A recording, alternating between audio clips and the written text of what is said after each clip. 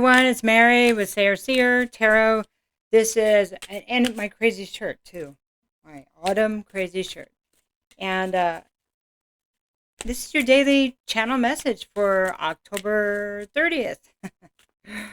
Woo! It's gonna be crazy.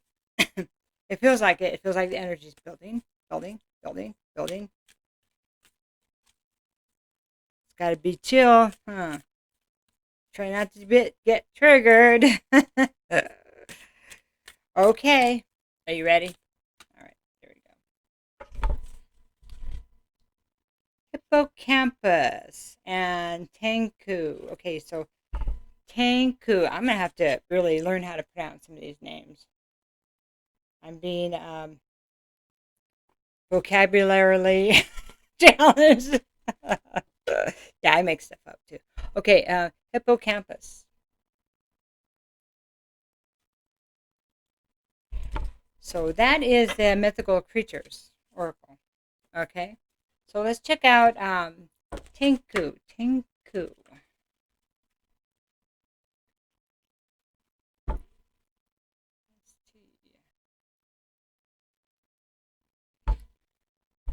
All right, so the keywords here is focus, training, learning, rigorous practice, self-discipline, self-control, self-improvement, temperance, asceticism, like ascension, right? Sacrifice, testing, perseverance, I don't know why I'm struggling so much. Spiritual strength, preservance. Yeah, it's just a word I don't see much. So the Tenku, excuse me, shares the symbolic aspects of the Hermit and the Hangman from the Tarot. The Hermit stands for patience and meditation and solitude. But that was right what I was saying, huh? The Hangman symbolizes personal sacrifice and transformation. These characteristics are practiced by ascetic monks to the extreme, but can be channeled into everyday lives of regular people. Through rigorous focus, personal sacrifice, and long-term dedication, an individual can become an enlightened spiritual warrior and a strong person overall. If you draw this card, there are many possible disciplines that the Tenko's training may symbolize for you. One of the more distinguishing themes among them is a metaphorical transformation from evil to good. I like it. Earlier in history, Tengas, now it has a G there, were once regarded as evil. Their modern interpretation is related to the ongoing elevation of their being. Most people go through similar processes within their lifetimes. Individuals learn to correct bad habits over time and strive to make themselves better people. Yet doing so requires effort and perseverance. Perseverance. I guess it is perseverance. I don't use that. Okay. Anyway, moving on. To some extent, this applies to all learning processes. Knowledge is power, which can be used for good or evil. It requires self-control to assist the temptation of spite, and it takes the type of personal training to become productive and conscientious. As a warrior monk, the Tengu symbolizes rigorous personal training, regardless of what that training is. It is something that will take a very long time. Westerners often think of training as having an endpoint, preferring sooner than later than it is completed. Yet in Eastern thought, training is ongoing and can last forever. Results do not happen overnight. One may train for decades before they can be called a master of anything. And even once they earn that title, they continue training. The Tengu reminds us that learning and self-improvement continues for as long as we live, and that is really true. Not only is the training long-lasting, it is also difficult. It can be painful. It is every strike that carves the stone, every battle that seasons a warrior. To maintain prolonged focus with such dedication requires discipline and stamina indeed.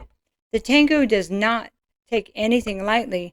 He and all persons who he visits are being tested. Tengus are often depicted as wearing Geta sandals that are raised above the ground by a single wooden blade. Oh yeah. Yep. And which requires balance in order to wear. A person who embodies the Tengu demonstrates remarkable discipline and skill as a result of rigorous training to which they have committed themselves. They may be a student, an athlete, a soldier, a martial artist, or any similarly dedicated individual. Wow, that was a lot, huh?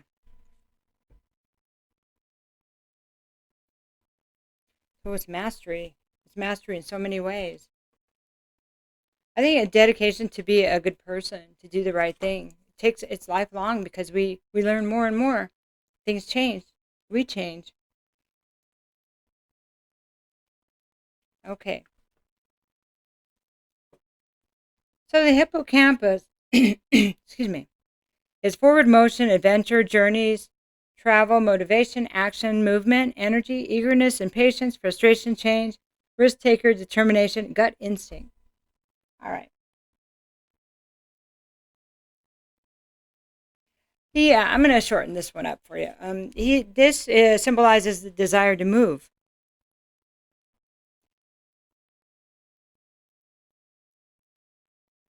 So it's kind of filling the place where, I mean, this energy that we feel right now, it almost can't be contained. It needs to go somewhere.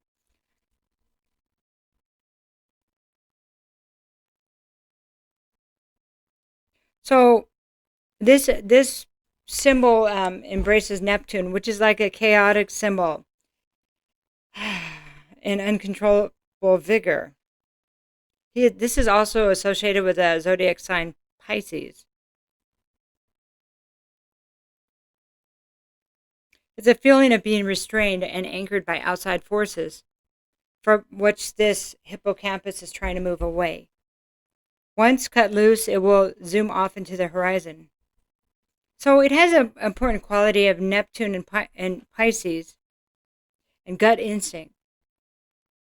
It's associated with strong emotions, whether positive or negative. And so Pisces is strong emotions, positive or negative. Neptune is associated with dreams and desires. So this reminds us of the powers of our feelings in regards to the potential to make things happen. This card symbolizes the intuitive yearning as well as physical urge to move.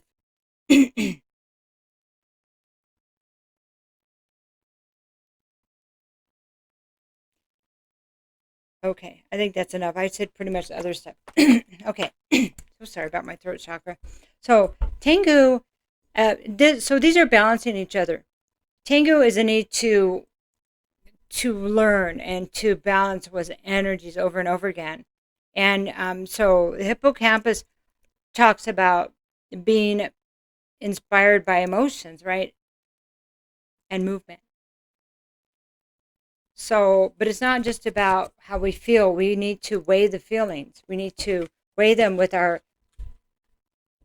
what we've learned already. Does this serve us? And before we take action, we need to weigh the feelings, the reactions, you see. And that really works well with the whole theme of everything that's been going on. We need to be responsible and not just react, but to sit in it just for a moment until we know go in with your gut. It could be going with your gut. But make sure that you have that gut in check. That's it, okay? Slow down enough to do a gut check. Oh, that was kind of cool.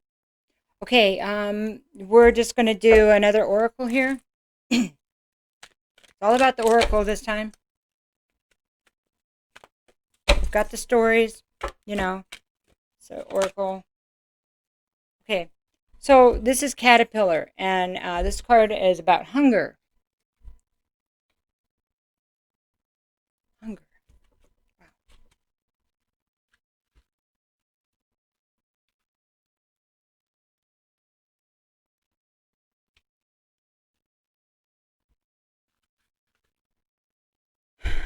There is a hunger growing deep inside you.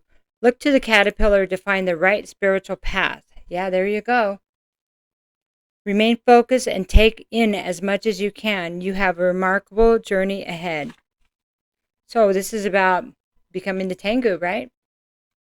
And using your emotions to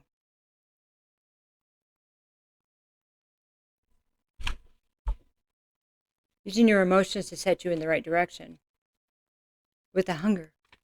And that's about the gut again, right? Hunger. Interesting.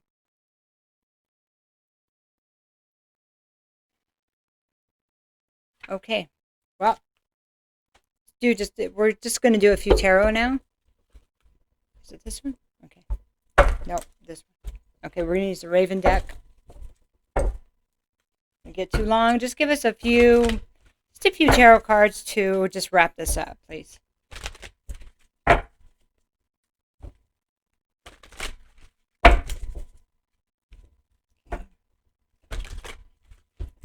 Pisces is also, it is a card of sacrifice.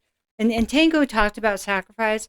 So Tango was about the hangman. The hangman is Pisces also. So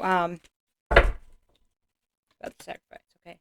Three of Pentacles. So this is apprenticeship. So this is work, deciding what your life path is going to be, your spiritual path, okay. And working on this learning stuff, being in the apprentice stage, because this is going to lead you to your life mastery. Okay, that is so beautiful. So why is all this happening? Why is this? Maybe it's to shake us all up, to look at where we should be, because it's not where we should be. I mean, it's like a catalyst for change. Chaos is always a catalyst for change. Okay, King of Pentacles. Okay, so reverse. King of Pentacles is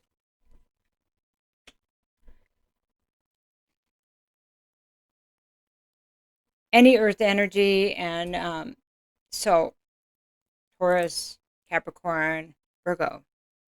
Masculine energy. Masculine energy is now no longer building, okay?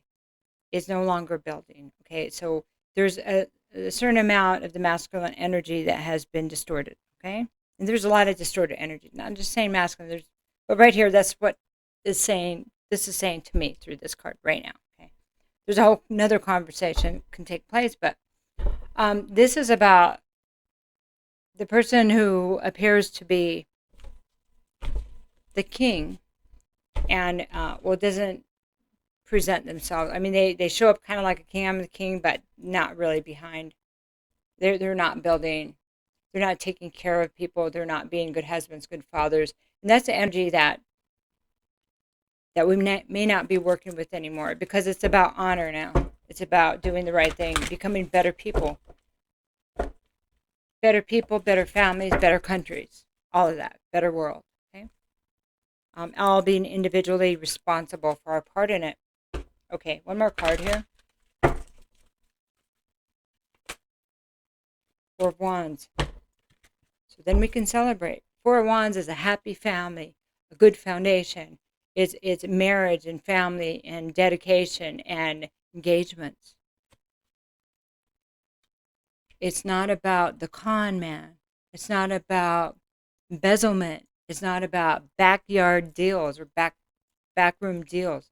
It's about being in the open, working with others, and having everybody gets to be happy, not just 1 or 2%. Okay? Love you. Have a great day. October 30th. Take care.